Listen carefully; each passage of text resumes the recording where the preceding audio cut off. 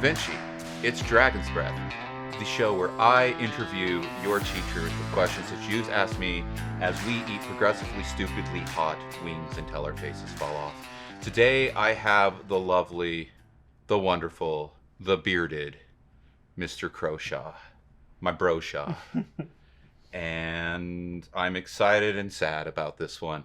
I'm excited. It's going to be a time. Mr. Croshaw, Mm-hmm. how are you with your spice? I am not up to your level of spice, but I do enjoy spice. Nice. Like, I'd say I enjoy spice moderately well, more than the average, man of my complexion. Let's say that. All right. So what we'll do is we'll just keep going. We'll start here with our lowest spice up to our highest spice. Sauce as you see fit. Mm. And we'll just have a conversation. Okay. Our first one is Mellow Yellow. This is my own design, made from peppers at my house that I found in my backyard because I planted them. And also lemony, and lemons are the best. You accidentally found in your backyard. Because I may have planted some plants. Who knows? Anyway, here you go. Thank you. Which one to start with? I'm going to start with this guy.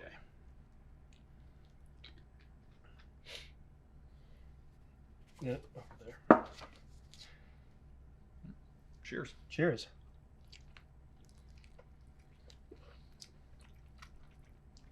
That's nice. Napkins. Now, if you're eating wings and you don't go through at least 40 napkins, you're doing something wrong. Well, the problem is that when I eat wings, my beard also eats wings, so I get plenty. Well, really anything that has any kind of sauce or anything. Soup. Oh yeah, soup's the worst. Or like a latte. Oh my gosh. Just coats the mustache. That is the perfect segue because the first questions are beard questions. The first one is, what is the optimal beard length? You are a beard aficionado. I appreciate a good beard as much as anybody. That's a good question. I don't know. Because I cut my own hair and I trim my own beard. I do the same thing. To save the dollars. Mm-hmm. I've found that it's easiest to just go like half an inch. Mm-hmm. I used inches. That hurts me a little. Approximately a centimeter. Yeah. Yeah. Centimeter-ish. But then sometimes I'll like taper it so that it's longer off of the chin. Yeah, that's what I'm trying to do right now. King-Leonidas kind of a feel. Yeah. You know? But then when I get lazy and my beard is getting too long and bushy, then I just do the whole thing the same length again. That's kind of the way that I do it. Beard gives me a chin. And yeah. Well, a couple years ago when I shaved my beard, which was a mistake, by the way, shaved my beard for Wishbox. Yeah, I remember that. I cried a bit. The best thing that a student told me was, Crochet, I thought you'd have more of a chin. So, I took that only as a slight insult, a little bit of an insult. I only went and cried about it a little. So, I got the baldness and yes. the lack of eyebrows. And I generally have a beard to make up for those two things. And I shaved them both off. I actually took a razor to my face. This was like 4 years ago. And I never put a razor on my face. I don't like them. Anyway, I did that. And I was talking to a guy. He's like, you remind me of... Who do you remind me of? He couldn't think of anything. He goes, Zaz. No. And I was like, what? Oh. So for those of you who Serial don't know, killer. Zaz is a character in the Batman universe. Yep. Who is a hairless serial killer guy. And I haven't shaved my beard since because I don't want to look like a serial killer. Which does bring us to the next thing of how do you make it look so nice? I do literally nothing. I wake up in the morning, I shower. I guess I shampoo it. And then sometimes I comb through it if I'm feeling especially fancy. I combed mine today knowing I was going to be on camera. See, I added oil for the glisten. Yes, good beard oil. If I am going out with my wife on a date or something like that, and I want to look especially good, I'll put a beard oil or a beard balm. I've got the beard balm, Mhm. sandalwood. But that is, something musky, I guess. I hate that. I That's smell the like a word, forest. The word for men's smell is a musk. Because if you've ever smelled a muskox, and I have, they don't smell good. like what you want to smell like on a date. Yeah, but apparently that's what men are supposed to smell like. Anyway, but yeah, I use a beard oil every once in a while, but that's not every day. Yeah, I wanted it to look nice and shiny for you. Yeah, well, thanks, buddy. All right, let's move on to our next one. Okay. This is Soren's Soul. It is named after my son Soren, who is a ginger, and this is very ginger forward. So if you like ginger, I do like go ginger. with it. If you don't like ginger, I'm sorry. Yeah, it'll be good. Who, I know that you're supposed to be asking the questions, but of the teachers that you've interviewed so far, who do you think was not only the most aggressive with the spice, because we all know that. Oh, that's Bradshaw. There's Bradshaw and then Taggart. Okay, but who do you think handled it the best? Taggart. Okay. Angela Taggart absolutely nailed it. Like, it was... She's tough. She is tough as nails. All right. Cheers. Cheers. That's nice. Got a little burn. Mm-hmm. Yeah, I'm definitely not going to be that aggressive. We'll see how well I take it when it gets up to the real business end. Yeah, we'll see how that works. Mm-hmm. At this point, you've lost all sense of reality. Yeah. So you might be just in a fugue. Toccata and fugue?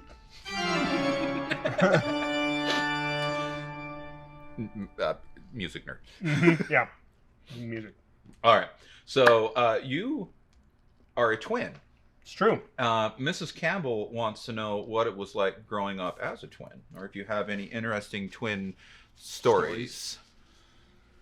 I loved being a twin. We're fraternal, so that means that we are brothers that were just born on the same day. Mm-hmm. And he and I got along great growing up. We still get along really well. Mm-hmm. Growing up, well, it's interesting as a twin, you get compared mm-hmm. to your twin all the time. And any twins, will say that. There was one thing that was frustrating, but we can look back at it and kind of smile and laugh. Yeah. That in high school, and we learned this after we actually graduated. In high school, there was a saying about the Croshaw twins that Tanner, my twin brother, mm-hmm. Tanner got the smarts and Preston got the looks, which is hugely offensive because I would much rather be smart than good looking. But seeing that, as I've aged, that has faded. I'm apparently left with nothing now. So, but we really liked being together. I have 5 older siblings, but they're quite a bit older than we are. Mm-hmm. And so being able to have him as a brother, we did everything together. We were essentially never separated. Yeah. Like the first time that we were away from each other for more than 24 hours is when we went to Brazil. And so, yeah, that was when we were 19. So we were always together. And I have actually never, fun fact related, never had my own bedroom. Oh, really? Yeah. So I grew up with my brother sharing a bedroom. Yeah. We grew up in a large house, and all my siblings had moved away. Where did you grow up? Mapleton. It's just south of Provo. Okay. So Utah Valley. Okay. But he and I shared a room, even though we lived in a very large house, 7 bedrooms. Ooh. And we could have had our own rooms, but we just never had a realization of that we could. Mm-hmm. Like that it's something that people did. And then I went to Brazil on an LDS mission, and you mm-hmm. have a companion with you all the time. So I never had a room there. Mm-hmm. And then I came home, just roomed up with my twin brother again at college, and then I got married. And so I have literally never had my own bedroom. But I would say that I love my brother, love being with him, and yeah. Good stories. And you have twins. Are your twins fraternal or identical? They are fraternal, but that is not related. interestingly. Okay, I was actually going to ask this question because Yeah. there's a thing like twins run in families idea, but I don't. I'm sure you know the statistics. Yeah, well, so it's the way that twins work, right? You've got the two separate types of twins. Mhm. You've got fraternal, which that's me and my brother, and my girls, my Mhm. twin girls. And then there's identical, which are just biological clones. Yeah, Right. or the same cell, and then Same, yeah. Sperm fertilizes egg, starts splitting, and then it does a big split hmm and becomes two separate people with the same genetic code. My twin brother and I are just results of my mom's body releasing two eggs at the same time. Yeah. Same with my girls, my offspring that are twins. That my wife's body just released two eggs, right? Yeah. So I have got nothing to do with the number of eggs that my wife releases. Yeah. Right. And so, it is true that you are genetically disposed to have twins if you are female and are you have twin. and you are a twin or you have twin siblings. And then, but if you are a male identical twin, Yeah, I can't have anything to do with it. right. If you're a male fraternal twin, you don't have any control over that. But if you're a male identical twin, you can genetically really? influence it. Yes, because there are certain genetic markers. There are genetic markers on the Y chromosome that will. It's apply not to on the that, Y. Or... It's just in like- the rest of the somatic chromosomes. Okay. So it's just regular DNA. Yeah. And so either male or female individuals can influence whether or not they have identical twins if they are an identical twin. Does that make sense? Yeah, that makes total sense. Yeah, so there you go. So I did not have anything to do. This was not my fault. That is just the luck Yeah. of the world. Well, my wife wanted 5 kids. You have 5 kids. I have 5 kids. I wanted 3 kids, Mhm. right? We compromised at 4, and then she mentally willed her body to release 2 eggs at the same time. Anyway, I'm very happy with my twins. It's not like I despise them. The twin. What are their names? Rosalind and Freya. Rosalind and Freya. Mhm. Freya. Yeah, Love that name. goddess of- Goddess in Norse mythology. Yes. Of. Beauty. Is that what it is? Yeah, Okay, I was like, she is the Norse equivalent of Venus. yeah, that may. Yeah. Yeah, because Norse mythology got super influenced by Roman mythology, which was obviously connected to Greek mythology. Yeah. Yeah. Yeah, fascinating stuff. Cool. Anyway, your dad is very happy you both exist. It's true.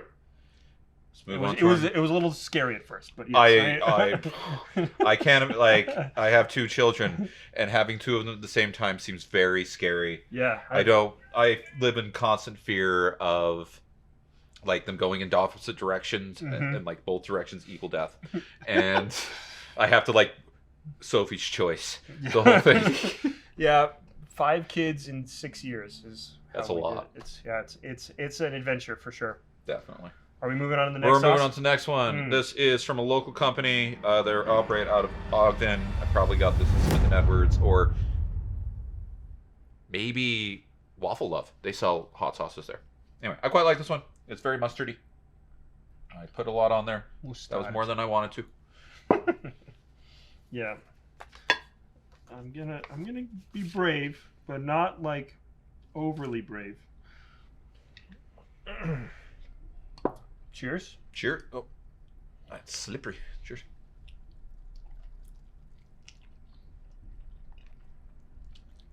There's a cut on my finger, and it just got hot sauce in it, so that's fun. Mm-hmm.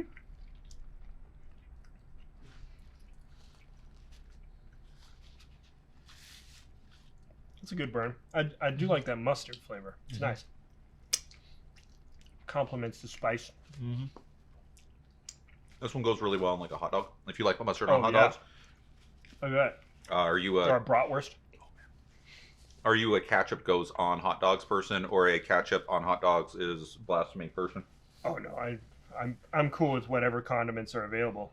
More condiments the better for me. I just love flavor. I feel like we don't put enough flavor on our stuff. The Just British as a in us? rule, yes, exactly. I'm like 1000% British, Mhm. and so my mom, I love her, but dang, did she cook bland meals? She's second generation Scottish, Oh, and so like she grew up eating like potatoes, and those were considered spicy. mm-hmm. No, but it's good. I do like flavor though. That's my dad. I made him curry once, and he never wanted that again. I love curry. I do too. Okay, so this question is from Ronan Aubrey. Why do you refer to students by their last name? Ronan would ask that, Yeah. or rather, Aubrey would ask that. Yeah. Because it's a name that they have. Yeah. Honestly, sometimes it's because I don't want to. Well, so, I've messed up names before. We right? all have. And sometimes their last name is the first thing that pops into my head, Mhm. and so that's what I just use. But also with students who have maybe changed the name that they prefer, I'm especially wary of messing that up. Yeah. And so I don't want to dead name anyone. Yeah. And so that's one of the reasons why is I want to be especially conscious of referring to someone by a name that they feel comfortable with. Mhm. If they don't feel comfortable with their last name, then we. I hope that they would let me know. Yeah. and- I've had a couple students in the past who were, and then I learned. Yeah, exactly. And that's why I always say, like, I will call you something, right? Mhm. Probably your first name, sometimes your last name, maybe something else. If you ever feel uncomfortable with that, just let me know. I would say, I mean, I grew up in high school playing sports, and so most of the time they just call me Croshaw or Crosh. Yeah, I've been Lemon my whole night. There's like, my wife calls me Kevin, my mom calls me Kevin, my dad calls me Kevin. Yeah. Other than That it's is Lemon. like all the people that call me Kevin. Sometimes Miss Roberts calls me Kevin, and when she does, I'm probably in trouble. Right. Yeah. So that's the reason why. And sometimes I just, again, like I associate last name because we grade by last name. That's right? true. Canvas has got it by last name. Yep. So oftentimes their last name is the thing that pops into my head. So there you go. Cool. All right, let's move on. Let's do it. Number 4, this apricot embers, made off apricots from a tree in my backyard. And Nice. And what kind of pepper? I think I put habaneros in this one. Good. Which I didn't grow because my habanero plants were not happy. Well, I'm gonna do the big meaty boy over here. Yeah. For this one, because I think that this will probably be the sauce that I like best. This one has little orange in it and molasses as well. I love a citrusy, fruity hot sauce.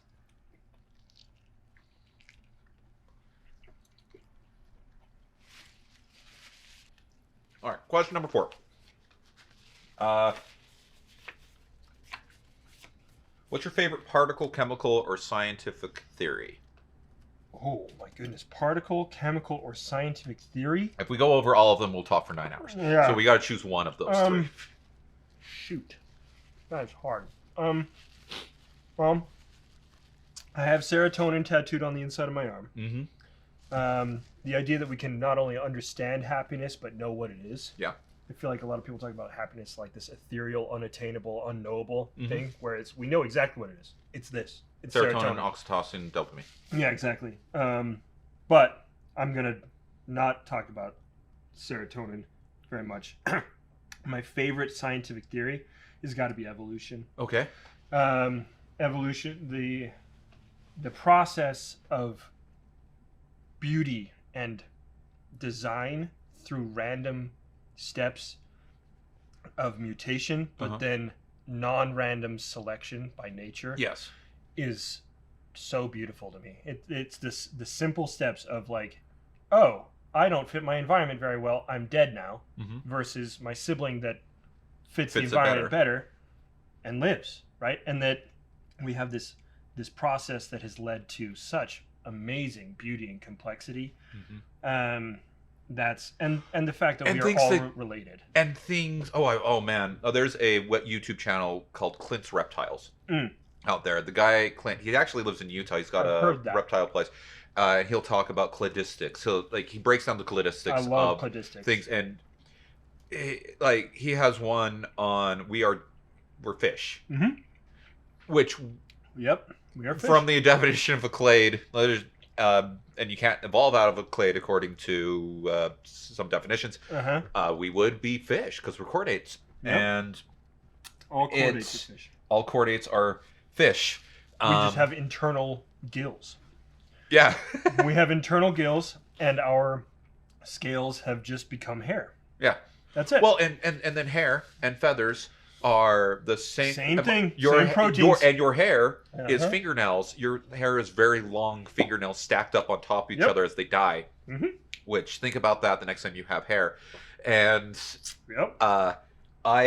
I love that this, like, I don't know, my favorite theory might just be time. I think time dilation is beautiful. Blows my mind every single time. But the idea, the power of keratin in that this one protein, this weird protein, can become so many different things. I love the versatility of that thing. Can I just talk about time dilation really fast? Yes, we can. Okay, please. just really briefly. So I have to look at the time so I we can know. dilate Speaking of time, the best explanation that I've ever heard, and when I heard this, it blew my mind. We moved through 3 physical dimensions and 1 time dimension, right? And that's not anything that was new to me. Yeah. But that we have a set speed. Yes. For that. Yes. Right? That the universe can only happen at speed that is related, that we call the speed of light. Did you read a book by Lee Smolin? Yes. I read that same book, I think. Yes. That's a great book. So that we move through 3 physical dimensions, this way, this way, this way. But we're also going through time right that way. So, but that we have a set speed in all 4 dimensions. That if we increase the speed in any of our physical dimensions, that means that our time dimension has slows. to come back. Which when which doesn't work linearly, it works exponentially because we're going through multiple dimensions at the same time. Which is why your time dilation theory has that lovely square root dealy in it. Yes. And as you approach the speed of light, like 70% speed of light, the time dilation is a thing we would definitely notice versus 90%. And then once you start get to 99%, you add 1/100th of a percentage. You go from 1 minute equals hours equaling the eternity of the universe. Yeah, exactly. We did in my science fiction class once. We figured out how fast the gravitational force that would have to been on the planet. We did this on science. Did we do this? Did we talk about this? Yes. And we figured it out, and like, I couldn't quite figure out like how far they were, but they're basically on the event horizon. Yeah, it's like 97% the speed of light or something like that. I don't remember. It's fast. Watch Dinner and Geek. I'm sure I'm sure we wrote it at the very bottom for much longer about that. We could talk about that forever. Let's move on to another. Yes. Wait, no, I want another question on this same thing. So this one is implying that you are an alien. Yeah. And it is wondering. You got me. How do you know so much about Earth and its species? Are you observing us? This is Benjamin Castillo. How do I know so much about Earth and its species? I wouldn't say that I know all that much. I just have an obsession with certain topics, and I have since I was a child. When I was a kid, I actually have a set of encyclopedias at my home. You've told me about these encyclopedias. Yes, it was given to me by my parents because growing up, it's a 1989 World Book. Yeah. Growing up, I would just find time on a weekly basis that I would just pop them open, just look. And several of them, even from when I was a kid, like a little kid, several of them have permanently wrinkled pages because I have, as like a 2 or 3-year-old, I would fall asleep and drool on these pages. And yeah, I love learning things about specific topics. So I just have an obsession about life and earth science and just science in general. This goes into the next question. This is Saad Khan asks, how do you become smart? And I think you answered that question right there. Yeah, I think that becoming smart, I wouldn't say that I am in any way exceptional in intelligence. I wouldn't say that I'm exceptional in knowing things. I know things that are in a specific, very narrow category that some people consider to be important. I go to school. I think going to school, getting a formal education to complement an informal education, where you read all of the time. Yeah, that like you learn things for fun, and then you learn things for class, and then you go back and learn. And things for fun. sometimes you need that little extra kick in the butt. Yeah. To learn things that you may think they were boring at first. Yeah, and then you go, this is actually pretty dang interesting. I thought English was my least favorite high school. I hated English. It was the most boring class. And I got to college and I had to take English courses, and we went in a direction that I didn't anticipate. And I was like, I get to just go learn things and talk about it. I'm good at that. You'll give me a grade for learning by being pedantic? Okay, cool. Yeah. And because I read things, and I like reading things. Yeah. No, that's great. And I think that's the key, is just to find something that you have, find something passionate, find a passion in you, and then let that passion guide you. Yeah. And you can learn all sorts of things. You can learn them in school, you can learn outside of school, but I try to learn a thing every day. Yeah. Like, that's my goal every day. Exactly. Or at least practice a thing that I stink at. Yeah, our dinner table conversation with my wife and my 5 girls and I, we go around the table and we say, "What did you learn today?" I like that. Yeah, because it forces you to be like reflective, Yeah. So yeah. Okay, our next sauce is a sauce I always forget the name of. It's a turmeric bomb. It's full of chocolate ghost peppers and a Honduran liquid. A Honduran liquid? Is that liquid dihydrogen monoxide, or is it something else? Vinegar? It would include dihydrogen monoxide, among other things. Okay. 100% of people who consume dihydrogen monoxide die. At least so far. Yes. At least so far. There is a 100% correlation between those two things. That is true. So there's no dihydrogen monoxide for anyone. Yeah, very scary. Very scary. Very scary stuff. Those chemicals are just so scary. Right? You can't pronounce it. Yeah. Oh no, it's got words I don't recognize. I should be afraid. Cheers.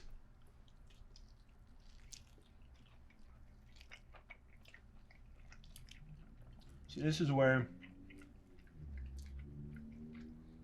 I would probably get to if I was ordering something. This is probably, if I wanted to enjoy my time, this is probably the level that I would be like, okay, I'm gonna order that and I'm gonna enjoy it. See, now I can taste it. It's good. But I'm sure that I will enjoy the next two in the back. And then these I'm a little frightened of. This one I'm partial to because it's mine. Uh-huh. And this one is the weirdest sauce. And so I like it. Okay, so the question here is from Ryan Lucero is, what is your favorite space movie? Ooh. Shoot. Yeah. That's a hard one. Yeah. Favorite of anything is hard. I think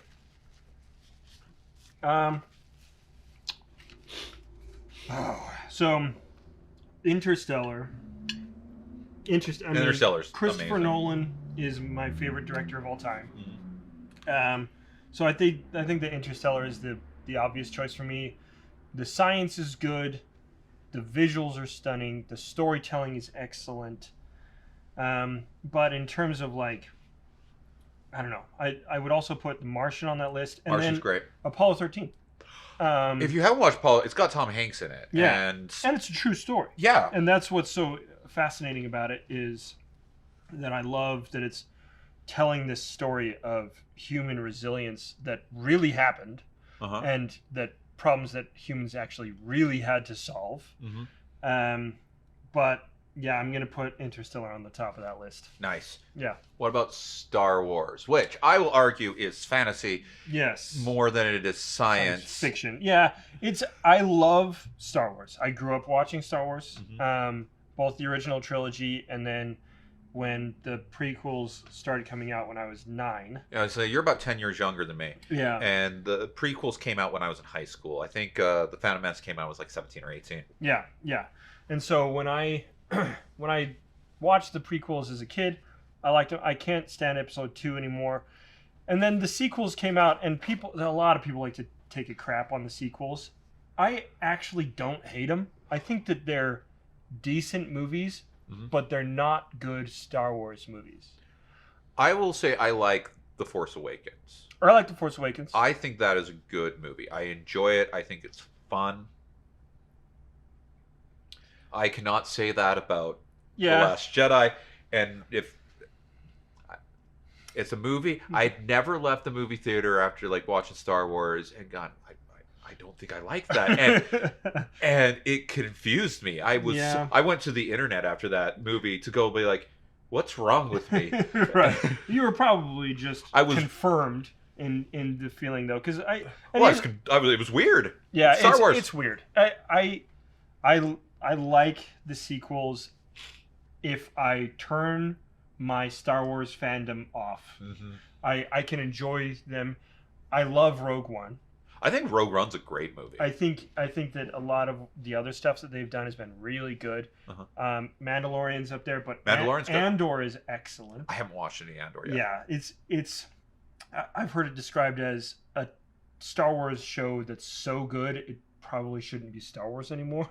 I think Star Wars works really well on long form storytelling. I think The Mandalorian is excellent, and then you have like Clone Wars, the cartoons from way back in the day. Yeah, those are fun. Those are good. I like the 3D animated Clone Wars, but Yeah. I like the 2D animated mini series Clone Wars that was on Cartoon Network in like 2005. I forgot that one existed. I loved those, and they're like 3-minute episodes. Are those 4-minute canon episodes. anymore? Do you know? I don't think they are. Okay. Which is too bad because I really, really liked them. But I think, Star Wars is excellent storytelling, and I own several lightsabers. I'm registered with the Temple of the Jedi Order. Like, I like Star Wars. Do I think that it's sci-fi? No. It's space fantasy, and that's fine. But I do like the storytelling. Have you played Jedi Survivor? I have not. You should. I know I should. Video games I like a lot, but I have very little time. You have 5 children. Yes, 5 children. And a job. Yeah, which I kind of do sometimes. All right, let's move on to our next one. This is a Smoking the Beatent. This is a hot honey made out of honey, apple cider vinegar, and smoked ghost peppers. Smoked ghost peppers. Yeah. You're going pretty aggressive on that. I like this sauce. I put it on pizza. I will. This is my new favorite pizza topping. People will yell at me, but on what kind of pizza? Hawaiian pizza. Oh, Hawaiian pizza, which I know is for Canada and is not actually Hawaiian. But the spicy and the sweet are great together.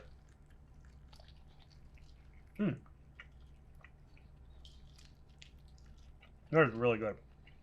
Wow. I can see that being good on a lot of different pizzas. Maybe like Alfredo chicken. That would be good.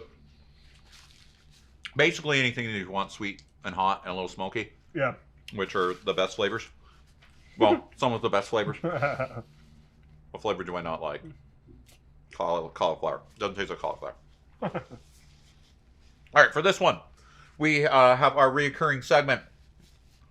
That one just got me in the back of the throat. We have this reoccurring segment where we find embarrassing, perhaps, photos of you on the internet and ask you to explain what the heck is going on. So they will be up here. No! Up here. And, this is not going to be good. It will be great. No. Are they all from like Facebook in my teenage years? Maybe. No. Please no. Depends on when we had a beard. We have this picture right here, which I labeled Preston is a pretty princess.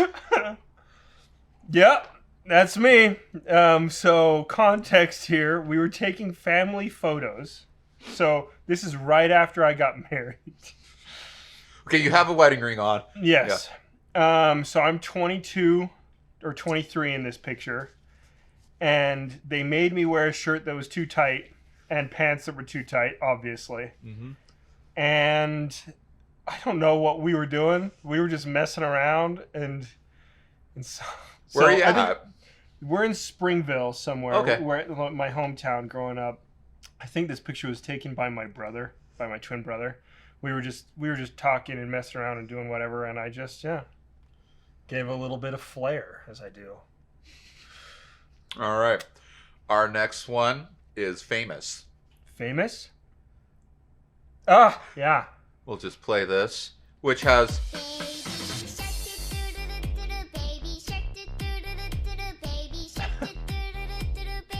Yeah. I showed this to my 8th graders, and they got mad because they could see your toes. Sorry. Yeah, this has been seen by 4 million people, which is a little bit upsetting. But yeah, this is me right a couple months after my twins were born, obviously. And they were a little colicky. Yeah. And the best way to calm them down was to move them a little bit. But the thing is, like, you can hold them and bounce a little bit, but your arms get a little tired. Anyway, so I just started holding them and spinning them. There was a bunch of Karens that commented on this video. Oh, yeah. Of like, they're next to me. Okay, this is not my first rodeo, Jill. All right? I've done this before. These are my 4th and 5th kids. I've done this with all of them. Just chill. And they were fine. Yeah, so in my left hand, there is Freya. And in my right hand is Rosalind. And yeah, I was watching a show, and everybody's like, he looks like he's just depressed. I was watching a movie, okay? And my wife just covertly recorded me. And she was like, you should post that on your TikTok, because I had been challenged by Leighton Evans, former student here, to make a TikTok. Yeah, to make a TikTok. And I was like, whatever. And I'd made a couple videos, and I posted it, and then it started blowing up. So that was 4.5 million views or something like that is what was on there. Yeah. This is the best one. Now, here's the question. So you got the babies like this. Did you ever do the thing? So babies, particularly age like 3 months, if you touch the very bottom of their feet, they'll straighten their legs up and they can stand. Did you ever balance your babies? Good. Oh, yeah. Both of them at the same time. Mr. Figuera, did you ever balance your babies? Absolutely. Yeah. Well, that's what's funny. Yeah, they go like rigid, right? And yeah, so and they stand there, and there's like this short period of time where you can just balance babies, and then they eventually just kind of sit back and you just anyway. But yeah, it's fine. I did They're that fine. all the time. The babies live. They were great. Cool. All right. I'm nervous about these. Are these the only ones? These are the 2 that we have. Okay. Whew. There were possibly more. That's fine. We need some baby shark in our lives. Yeah. But I thought that we wouldn't embarrass you. Well, yes, we are going to embarrass you a little bit more. Okay. But first, Cosmic Disco is coming. Which is not the... Well, I don't know. This one might be embarrassing. This one is Funkin' Hot. Funkin' Hot. Is what it says. It is a combination of 2 other sauces. I always put too much on because I like the way it tastes, but then my stomach goes, I do not like the way you feel. Well, let's see how we turn out here. Yeah, I will be less aggressive, but I'm going to be brave. Bravery. One must push one's limits. Yes. Cheers.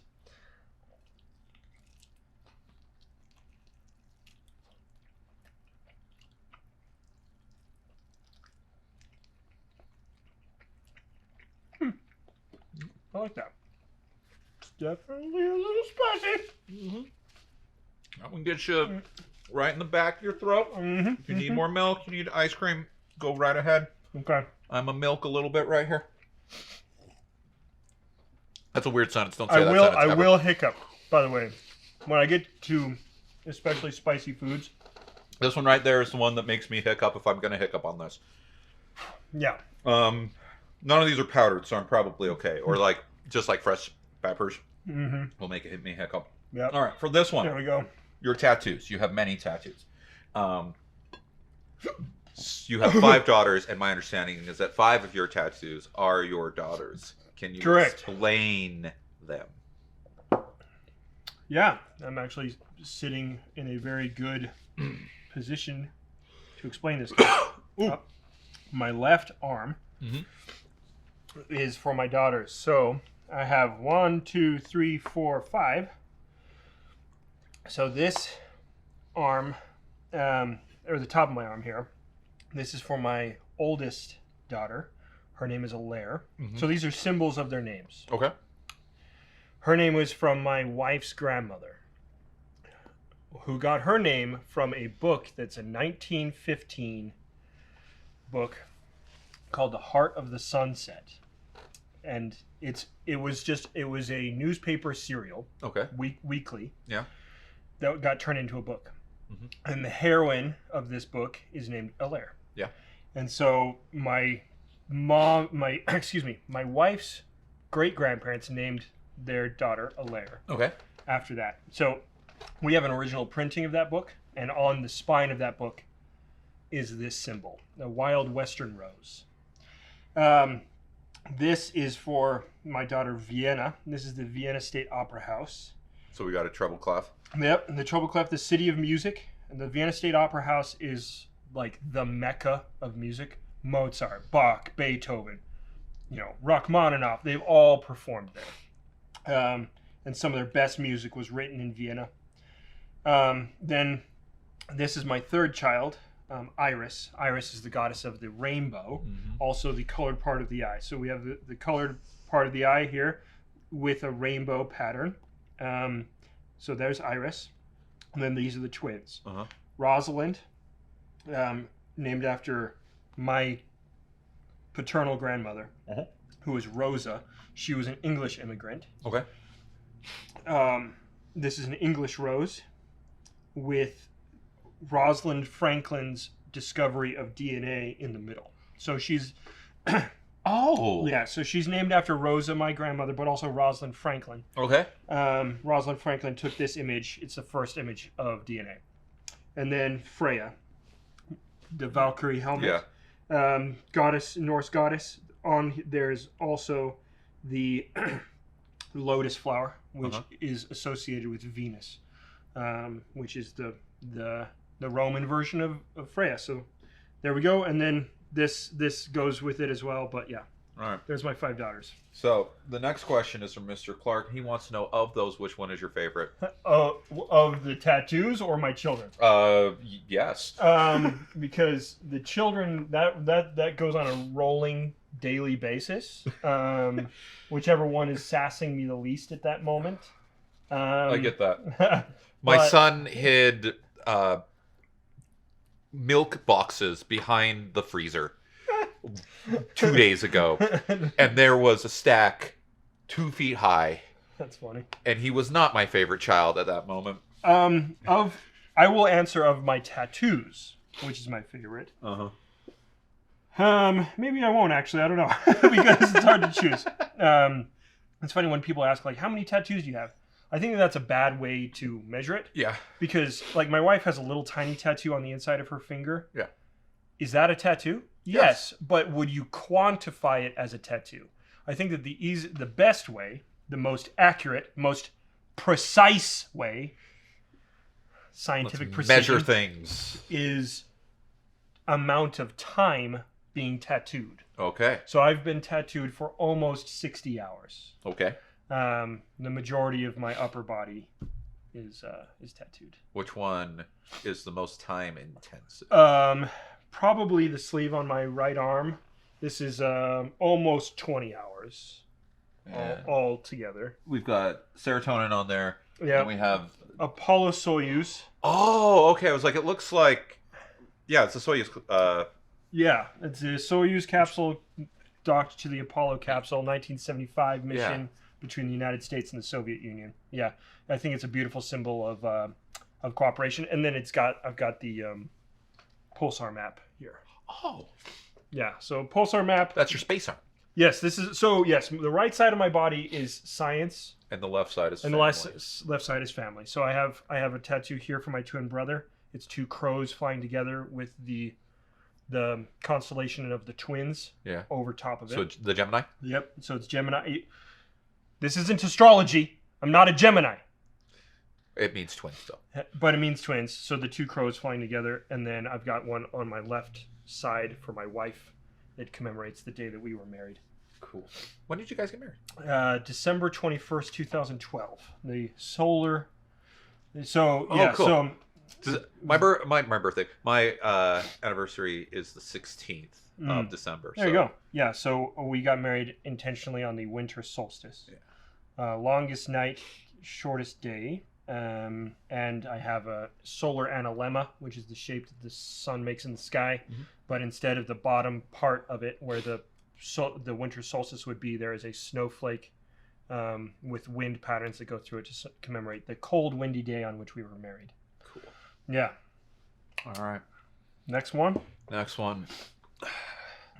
I'm getting a little... Heatness number 1. I have a love-hate relationship with this one. I never know what it's going to do. It always comes out. Oh, so you're going weird. A little light on it. I'm putting more in there. Okay. It has a tendency to separate. Oh. And okay. It has Szechuan peppercorns in it, which my tongue is very confused by every single time that I consume this, but it smells real cool. Szechuan sauce. This is uber Szechuan sauce. This is Szechuan sauce. Gotta get that Szechuan sauce, Morty. All right. Favorite character of all time, Rick Sanchez. We'll answer that question that you did not ask me. Cheers. That's fine. Get rid of it.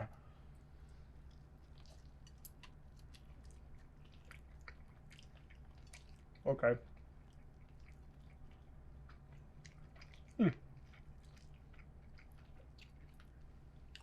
This one doesn't hit you at first. It's going to. Yeah, it's coming. My brain goes, oh, that's not bad. And then it goes, oh. Yeah. And then it gets there's a thing that happens. A little hot. Or Szechuan peppercorns can make your tongue feel numb. Really? So that can happen too. There we go. There are other fruits. Yep, it's coming. Mm-hmm. There are other fruits that do that too. Cashew fruits. Oh, cashews are related to poison ivy and also to mangoes, if I remember correctly. So, cashew, or the way that I learned about it in Portuguese, caju. Mm-hmm.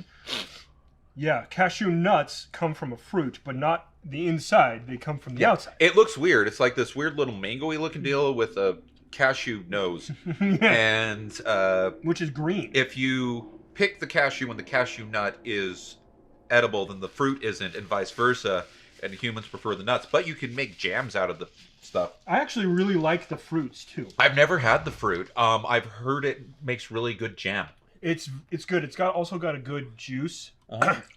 But if you eat it prior to true ripeness, it does make your whole mouth numb. That makes sense. There you go. Okay, we are at the 8th question. This is instrumentals at 8. I always like to do a musical bit with people because I'm a closet musician. Yeah. We have both worn our metal band T-shirts today. I have prepared I need to look up the lyrics for this? It will be up here. And they're going to be up there? Yeah. Okay. So we will have some stuff there. To get in the metal spirit, we need hair. I'll try and do my best Jack Black impression. I don't know if anybody knows this, Mr. Croshaw, but you enjoy some metal music. I sure do. I don't think any children have ever been told that by you. It doesn't matter if I tell them or not. If they walk by my classroom, they'll hear it. All right. It's time for us to rock. To rock.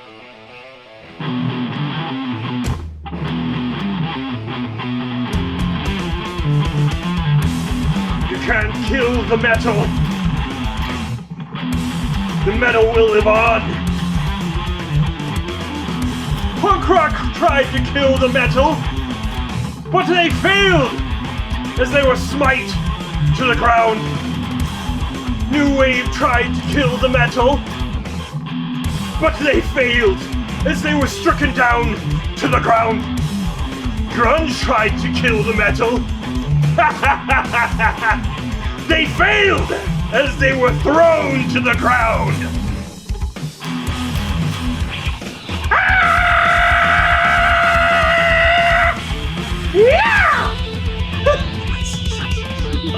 microphone.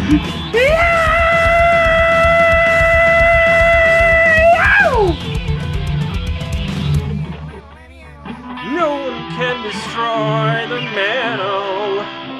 The metal will strike you down with a vicious blow. We are the vanquished foes of the metal. We tried to info why we do not know. New Wave tried to destroy the metal, but the metal had its way. Grunge then tried to dethrone the metal, but metal was in the way. Punk rock tried to destroy the metal, but metal was much too strong. Techno tried to defile the metal, but techno was proven wrong. Yeah! Metal! It comes from hell!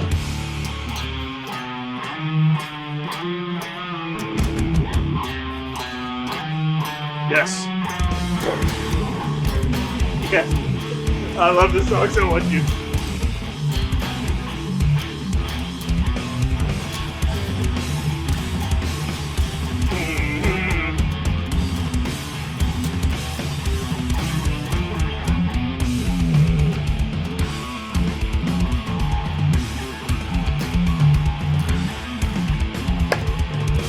Yes. Metal. Metal! With a slightly spicy mouth. Yes. And we're back. And we have less hair. Our next one is from Smokin' Ed Curry. Invents all of the stupid hot sauces and makes the world's hottest peppers. This is Unique Garlic, which has a lot of garlic in it. I love garlic, so that's good. And is a thick boy. Yes, it is. All right. We'll go on this one here. If I can. That is a generous helping there, person. And, yeah, we'll see how we do. I've been okay so far. We're doing all right. You're doing good. Cheers. Cheers.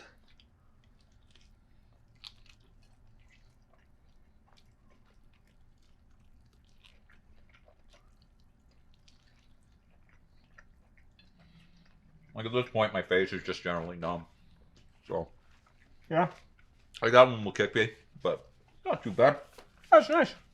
It's tasty. It's very garlicky. A little sour. I like it. So, speaking of the metal, The metal. Brooks Golden wants to know the following things. Number one, what is your favorite subgenre of metal? Oh yeah. Well, And this could be a discussion for 9 hours. if you've ever taken one of my classes, you've probably heard some of my favorite metal songs. Symphonic death metal is by far my favorite. I love the combination of symphony. I mean, I grew up playing orchestral music. I play the French horn, and I grew up performing in classically trained choirs as well. So to have that fused with hard metal, especially with guttural death growl vocals, Vocal fret. Yeah. Type stuff. yes, exactly, is my favorite subgenre for sure. So symphonic death metal, and then I would say after that, I mean symphonic metal, epic symphonic. I don't like it as much as symphonic death. I like black metal, Behemoth. Ooh, Yeah, I love Behemoth. Go check them out. Yes, I went and saw Behemoth live a few years ago. That was a lot of really? fun. Yeah, they're very good. So favorite bands. Favorite band is Septic Flesh.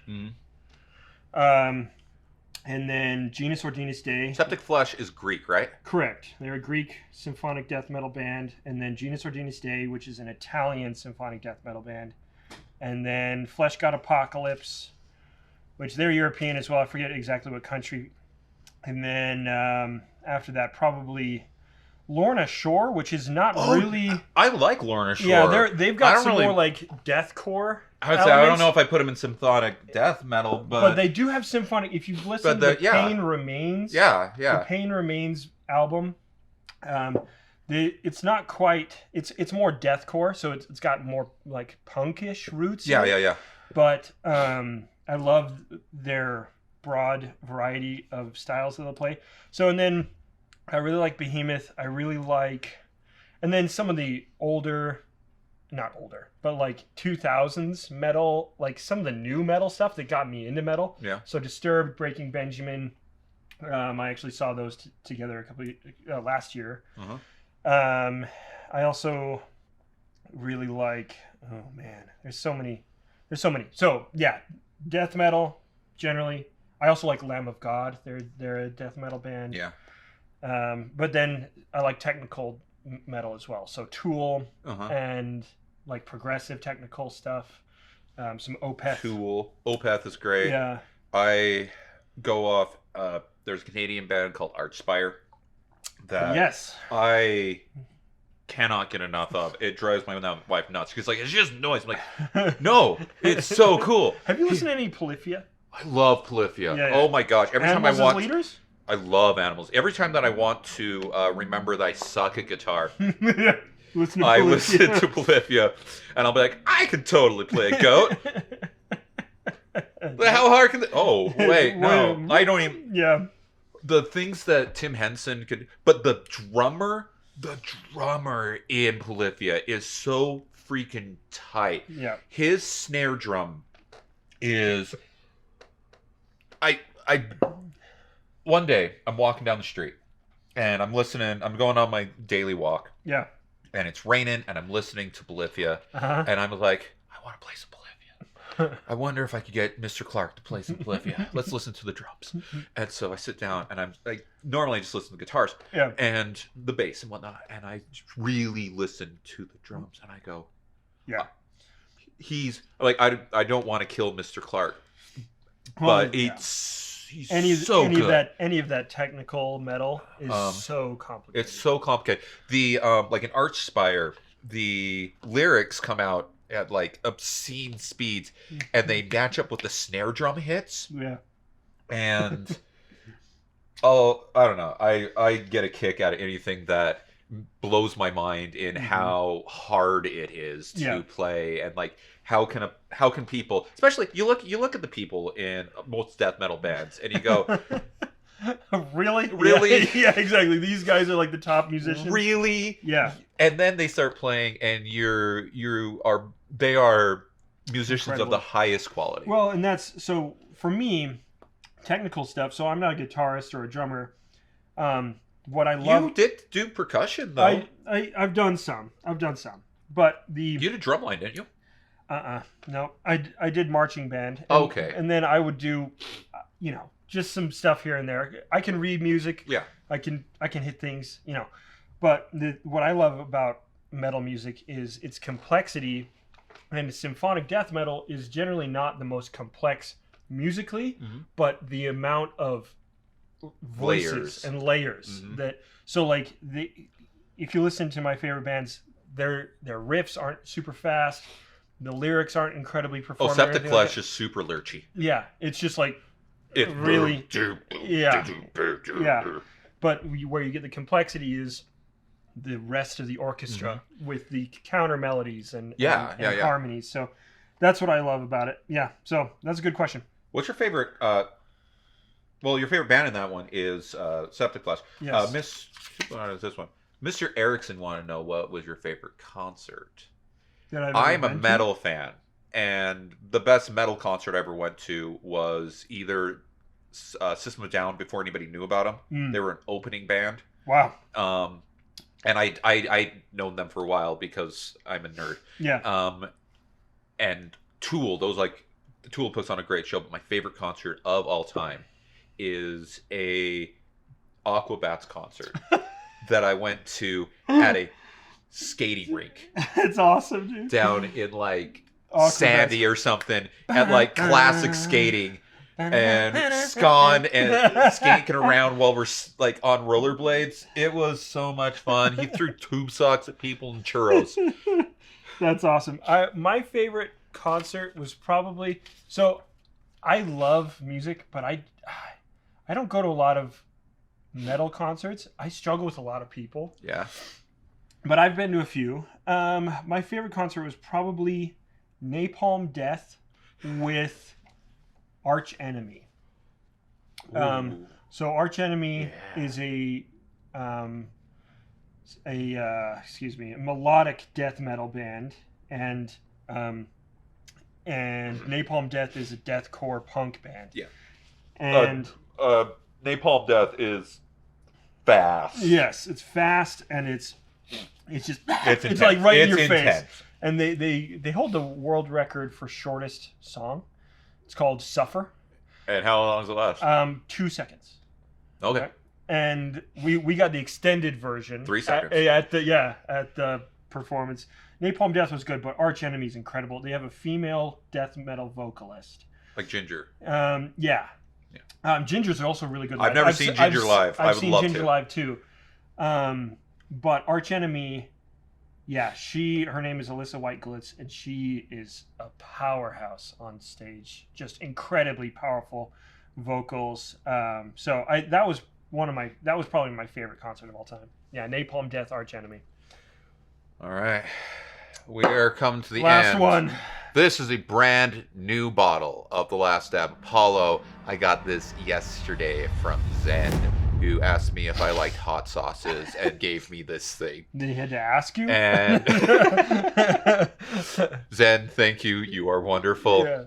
Brand new bottle of what is not my favorite sauce, but is quite an experience. We get to enjoy it together. Oh, you're gonna. Oh Boy. Oh my. It's all just gonna flow out and I'm gonna die. See, I'm being brave. But, we'll see. I am not generally a super, super spicy food guy. But today. A fresh bottle smells is a new day. similar to a non-fresh bottle. All right. Let's get there. This on here. I'm gonna be brave. All right. Is that should I do more? You do what you are I'm comfortable gonna do a with. little bit more. Just because it's the last one. All right. All right. Cheers. Cheers.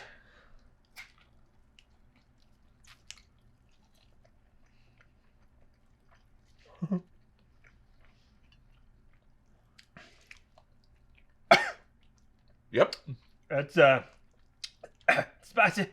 That's the thing.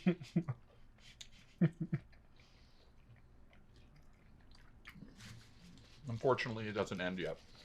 Oh yeah, that's right. We had a special request for this one from Ryan Lucero, which was to add a spoonful of hot honey Okay. onto this.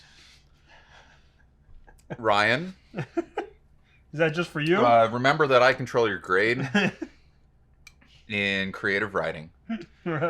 And if I am dead tomorrow, in my will, it will say that you have an F. They requested that you join me. I will not make you. But I will also peer pressure you Yes, I will do into it. doing this very For sure. stupid thing with me. That Oh, you're doing a full spoon. All right. Now, Mr. Croshaw also did this. But we did it with that one too, and I don't ever want to Mr. do Bradshaw? that again. Well, Mr. Who that is? Did I say you? You got your Shaws. I got some Bradshaws, some Croshaws, some Brads, and some Crows. Cheers! Cheers. Look. Very sweet. Oi! No. Oh, I swallowed it too fast. It's all coating my throat. Oh crap.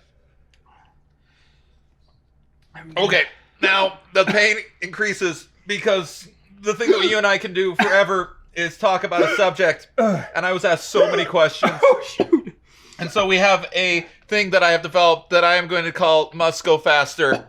Must if go we can faster. have this up here on the board, please. Must go faster. I have many prefer the questions here Independence Day for version. you. Oh, God. I had the Independence Day version, but I like this more because it's got T-Rex. Must go. Oh, God. Okay, so you have 45 seconds to answer each of these questions. If those 45 seconds are up and you are still talking, we are moving on to the next question. All right. Here you go. Question number 1. Why is soccer actually superior to other sports? Because it is the only true international sport, one, meaning that you can have a competition between most of the countries of the world and it actually be like somewhat competitive. Like the NBA champions call themselves world champions. Stop it. You're not world champions. Who did you play? You play Real Madrid? You play Barcelona? You didn't, right? And in fact, You play Luka Doncic. well, yes, but just because you're playing against people from other countries doesn't mean that you're a world champion. Anyway, the FIFA World Cup is watched by more than 2 billion people every 4 years. It is a beautiful sport. It's a true team sport where every player is just as important as the other. No one. question. Dang it. Will humans ever become immortal, and would that be a good thing? Yes and yes. Because, well, first of all, immortality, or as I like to call it, amortality, is the process of becoming just increasingly older without really aging, right? So, if you I want that. if you end your life, it's just by choice or by some freak accident. Immortality will be a good thing for humanity. Why? There's going to be 7 bajillion of us on the planet. Well, It'll be like raspberries. On the planet, forget the planet, dude. We're going to spread out to every. I don't want to live on Mars. Yes, you do. I do. Well, it will be good because intelligence is good, and we're the only intelligent species in the universe that we know of. Next question. Isn't AI just the Terminator? AI. So I'm sure that I know why students are asking this because I go on rants on this all the time. AI is a tool that we are using to kill us. No, to be good, right? We're doing it for cool stuff. In fact, right now I am writing a book. Says the robots. Yeah. Planted in my brain. I'm writing a book right now, and the co-author is ChatGPT. So I am co-authoring, and it will be a credited co-author.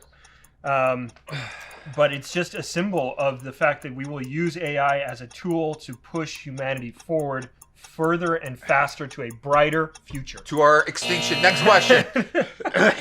What planet would you like to live on if you had a habitable bubble, and why? It wouldn't be a planet. It would be a moon? The moon. Same here. That we know at least a lot about would be Enceladus. The views from Enceladus would be like an acid trip because you'd see the rings stretching out in front of you, Saturn taking up a huge portion of the sky. There'd be ice geysers shooting up into The ice space. guys are so cool. And then you could drill down into the water, see what's going on down there. As far as non-solar, our solar system, I would probably go TRAPPIST 1D. Why? Because there's a bunch of planets in that system, 7, 4 of which are in the habitable zone. You'd be able to see them from that planet. And, New question. Shoot. What is your favorite non-sapient species of the genus Homo, and why? This is from Alex Frias. He explicitly told me that you need to know this is from him. I put up a thing of most of them just so you can have it. Non-human. And the Nosians aren't on here yet. Non-sapient, I would probably say Homo erectus, not just because it has a funny name. Homo erectus spread out across the whole old world, mastered fire, probably invented art. They were incredibly intelligent. It was there that really brains started to expand, became more intelligent. Homo erectus is our direct ancestor, something like 2 million years ago. Super, super important. I love everything about that. New question. Why isn't NASA a waste of money? This is asked by Mr. Nielsen, and I want you to say I agree with Mr. Croshaw. So NASA is not a waste of money because of first, you've got the human nature argument, and then you've got the financial argument. The human nature argument is that we are explorers. We've always explored. It's part of who we are. Number two, the financial argument. We invent so many technologies through space exploration that allows new industries to arise. Cell phone cameras, sensors, MRI machines, freaking memory foam. That bed you have? Like your tires are safer because of NASA. The space. Good question. Shoot. What is a larger influence, nature or nurture? Nature for sure. Our DNA. Why? Well, because the evidence shows it is. Okay. Our DNA determines so much about us. Studies that have been done identical twins that have been separated at birth and then reunited later on in life show striking and eerie similarities. We're talking about same color of car, same model of car, same type of profession, spouse with the same name, right? Like it's eerie. It's weird because we are determined by our DNA. We are chemical soups in a bag, and that is all determined by DNA. That's it. That's all we are. New question. How do black holes work? 45 seconds. So a black hole is not the thing that you see in artist renditions. That is the event horizon. The black hole is a singularity of infinitely dense material that has been compressed down to no volume. Mm-hmm. So a bunch of mass compressed to no volume. Maybe. There's a new paper on this. Yeah, we like don't know. Last week. It may not be a singularity. Anyway, but then the event horizon, which is the distance at which light can no longer escape its orbit, is what we see. How do they work? Well, they're made by supernova explosions of supermassive stars, and then they consume more and more material. They get larger. New question. Why are you leaving and why Portugal? Why am I leaving and why Portugal? That's us, by the way. I am leaving because I'm pursuing more school because I'm a nerd. I want to be a university professor, and I want to, so teach at the university level. Why Portugal? Well, I speak Portuguese. Portugal has a low cost of living. There's lots of things, but it's mostly talking about human nature. It's an adventure. Yeah. I'm taking my wife and my 5 kids and myself. We're going to Europe. My kids are going to learn a new language. They're going to get dual citizenship. We're going to have a real experience out there. And I'm going to get 2 more degrees, a master's degree in biodiversity and a doctorate in ecology and global changes. So 45 seconds on the dot. Nice job. And that is all of them. So hard not to rant. I know. That's why I made that. Mr. Croshaw, you have made it through the gauntlet. We did extra stuff because of Ryan. I'm still alive. I don't know about later on tonight. And those hiccups almost killed me. I'm glad that they stopped mostly for the lightning round because I was struggling there for a second. Congratulations. Thank you. Is there anything that you want to tell the people of DaVinci? That camera, or that camera. Okay. I'll try not to be too sentimental or get up on my soapbox too much. I'm going to miss DaVinci a lot. I have great memories here. I love teaching the students here, and I really hope that I have had an influence on some of you, both faculty, staff, and students. And I hope that the biggest influence that anyone could say is that I've helped you to think more critically. Because if any of you end up being stupid, I will take it personally. All right? Don't be dumb. Be critical thinkers. Use your brain. Recognize how amazing our universe is and that we are so unbelievably lucky not only to be alive, but to experience and know what the universe is in our lifetimes. That's what I have to say. Preston, it's been a pleasure. Sir, it's been a pleasure. It's been fun. It has been fun. I'm going to miss you. It's been a good time. Yeah, it's been a good time. Thank you so much, Kevin. Thank you for being on the show. Yes, we survived. DaVinci, thank you for joining us. Stay spicy.